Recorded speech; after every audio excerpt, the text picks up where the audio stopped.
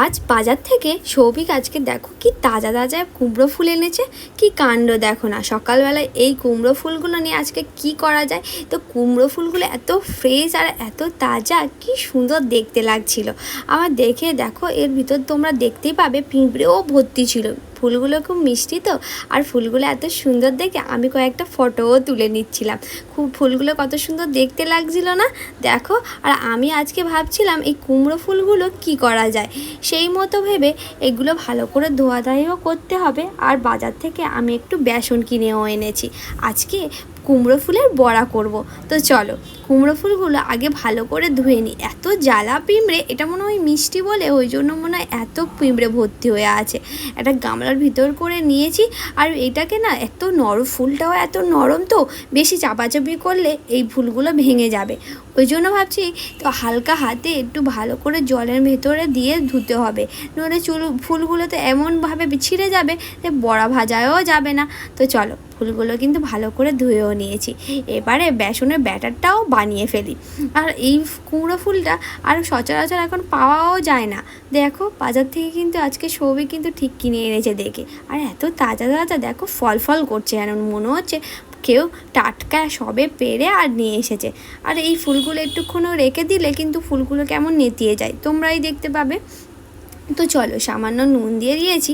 এরপর এই বেসনের ভেতরে আরও অনেক কিছু দিয়ে দেবো, একটু হলুদ, একটু লঙ্কা, একটু কালো জিরে আর একটু গরম মশলা, আর বেশ খানিকটা একটু নুন দিয়ে দিয়েছি পরিমাণ মতো। ভালো করে ব্যাটারটা তৈরি করে নিই। ব্যাটারটা তৈরি করে এবারে আমি কড়াইটা বসিয়ে ফেলি। কড়াইটা বেশ খানিকটা কিন্তু আমি তেল দেবো। তেল দিয়ে আজকে কুমড়ো ফুলের বড়া কিন্তু বাড়িতে খাওয়াবো, তো সবাইকে খাওয়াবো।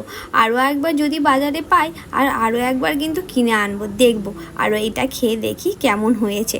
তো চলো একটা একটা করে কুমড়ো ফুল এর ভিতর দিয়ে দিচ্ছি, আর দিয়ে এবার ভালো করে ভেজে নিচ্ছি। মাঝখানটা একটু চালা করে নিয়েছি, কারণ কি একটু ভিতরটা একটু মানে বেসনটা গেলে তো ভালো মচমচে হবে।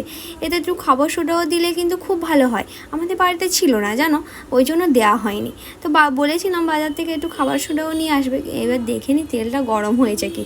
ভালো করে একটু তেলটা গরম হয়ে গেলেই কিন্তু আমি এই কুমড়ো ফুলগুলো একে একে ভালো করে ব্যাটারেতে চুবিয়ে ভালো ভালো করে আস্তে আস্তে দিয়ে দেব। আর একটা কথা বলি, এই ফুলের ভিতর যেহেতু জল থাকে না, ওই জন্য একটু আস্তে সাবধানে দিতে হবে। নই এত ছেঁকড়াচ্ছিল, আমি তো খুব ভয় পাচ্ছিলাম। তো দুটো দিয়ে দিয়েছি, বেশ কিন্তু ভালো দেখতেও হয়েছে। আর লম্বা লম্বা যে বোটাগুলো ছিল না, ওইগুলো একটু বাদ দিয়ে দিয়েছি। তা বাদ দিয়ে একটুখানি করে নিয়েছি। দেখো কত সুন্দর দেখতে লাগছে, বেশ সুন্দর কিন্তু। আর কটা রয়েছে, 4টে রয়েছে। এই আস্তে আস্তে করে এইগুলো ভেজে ফেলি। আর তোমরাও বাড়িতে কিন্তু ট্রাই করো। আর তোমাদের কুমড়ো ফুলের বড়া কেমন লেগেছে, আর বাড়িতে তোমরা করে খাও কি না অবশ্যই কিন্তু জানিও। আর কুমড়ো ফুলের বড়া কিন্তু আমি ফার্স্ট টাইম করে খেলাম, কিন্তু খুব সুন্দর। কমেন্ট করে জানিও ভিডিওটি তোমাদের কেমন লেগেছে। টাটা, শেয়ার করতে